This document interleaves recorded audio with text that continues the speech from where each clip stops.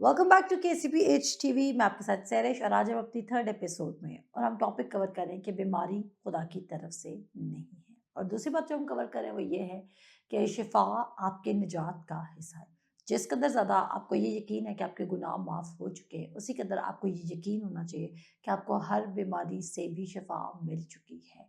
ऐसी कोई बीमारी जो इस वक्त किताबों में लिखी हुई है, ऐसी कोई बीमारी जो अभी डिस्कवर भी नहीं हुई है, आप शिफा पा चुके हैं। डोंट फॉरगेट, ज़बूर 91 जिसको हम जोशो खरोश से पढ़ते हैं, वो कहता है कि कोई वबा तेरे खैमे के नज़दीक ना आएगी। कोई वबा, कोई भी वबा। अब वबा का तो शायद आप यकीन कर लेते हैं, लेकिन जो टर्मिनल डिजीज़ होते हैं, जो DNA से ट्रांसफ़र हो रहे हैं, जो फैमिली हिस्ट्री से ट्रांसफ़र हो रहे हैं, आप उनका यकीन नहीं कर रहे हैं। अगर आप ये मुकाशा समझ लें कि आपके सारे गुनाह माफ़ हो चुके हैं, तो आपका हीलिंग पर भी यकीन डेवलप हो सकता है कि बीमारी खुदा की तरफ से नहीं है, ये इब्लीस का काम है। क्योंकि वो चोर है, वो चुराने आता है, मार डालने आता है, हलाक करने आता है। अगर किसी भी बीमारी से आपके बाल ख़राब हो गए, आपकी स्किन ख़राब हो गई, आपका कोई बॉडी ऑर्गन ख़राब हो गया और वहाँ पे आपकी ज़िंदगी में आपकी कीमती बॉडी पार्ट्स डिस्ट्रॉय हो रहे हैं, तो आप ये कैसे बिलीव कर सकते हैं कि ये काम खुदा का है जिसने आपको फीयरफुली एंड वंडरफुली बनाया? वो कैसे हो सकता है जिसने आपको अपने इमेज पे बनाया वही आपको नुकसान दे रहा है?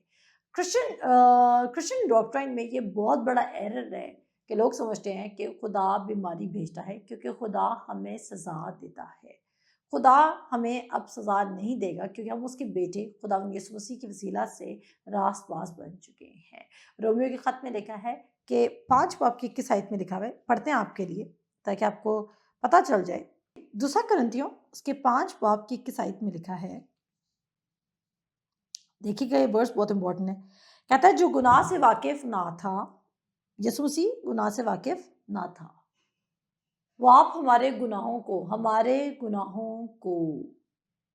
अपने बदन पर लिए हुए, वो हमारे सब गुनाहों को उठाकर ले चुका है।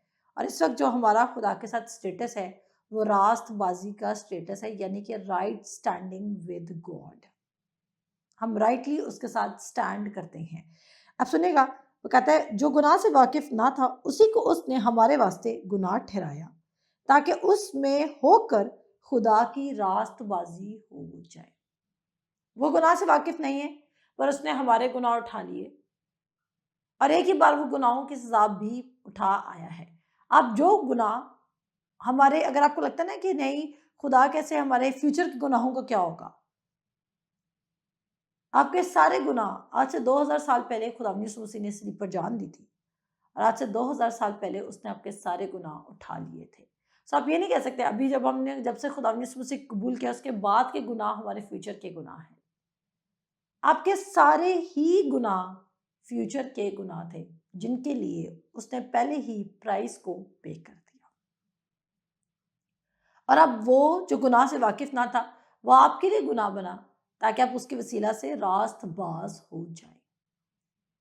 आप न्यू क्रिएशन हैं, लेकिन आप मोर फोकस्ड हैं नेचुरल की तरफ, आप मोर फोकस्ड हैं अपने फ्लैश की तरफ। उसकी वजह से आप खुदा की तरफ से दी गई हुई शिफा में नहीं चल रहे।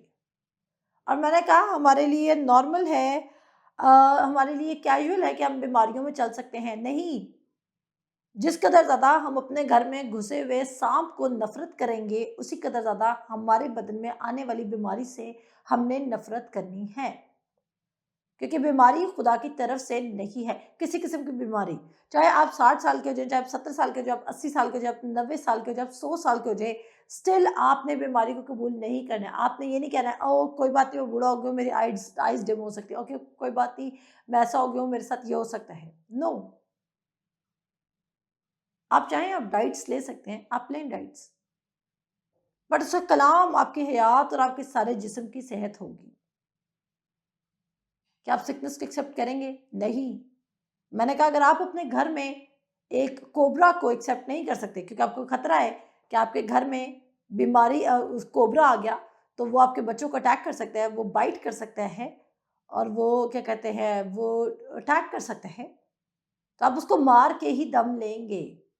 इसी तरह खुदा यीशु मसीह बात जानता था, खुदा बाप ही बात जानता था कि जब तक गुनाह रहेगा तब तक बीमारी रहेगी। सुन लीजिए, मैंने एग्जाम्पल दी है, मैंने कहा जब तक आपके घर में अगर कोई स्नेक घुस जाए, सांप घुस जाए, तो जब तक आप उसको मार नहीं लेंगे या उसको आप अपने घर से बाहर जाते हुए नहीं देखेंगे, आप तब तक सुकून नहीं कर सकते हैं। क्यों? क्योंकि आपको पता है कि जब आपके बच्चे सो रहे होंगे, जब आप अनअटेंडेड होंगे, वो चुपके से आके डंग मार सकता है। लेकिन वो क्यों? सांप कब तक आपके बच्चों को अटैक कर सकता है? जब तक वो आपके घर में जिंदा मौजूद घूम रहा है। लेकिन अगर वो मार दिया गया है, तो फिर वो आप पर अटैक नहीं कर सकता है। इसी तरह जब तक आपकी जिंदगी में गुनाह रहता, खुदा ये बात जानता था, बीमारी उसके साथ कभी भी आपकी जिंदगी में दाखिल हो सकती थी। बीमारी जो थी वो गुनाह का नतीजा थी।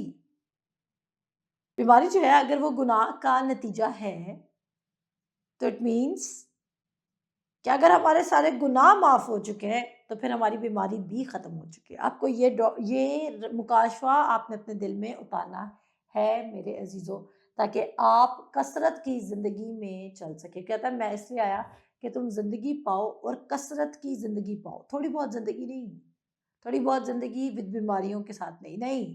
कहता है मैं इसलिए आया तुम जिंदगी पाओ और कसरत की जिंदगी पाओ। आपको डायबिटीज को एक्सेप्ट नहीं करना, आपको ब्लड प्रेशर को एक्सेप्ट नहीं करना, आपको किसी किस्म की जो स्लाइट सिकनेसेस होती हैं, क्रॉनिक सिकनेसेस होती हैं, फेटल सिकनेसेस होती हैं, आपको उनमें से किसी को भी अपनी ज़िंदगी में दावत नहीं देनी है।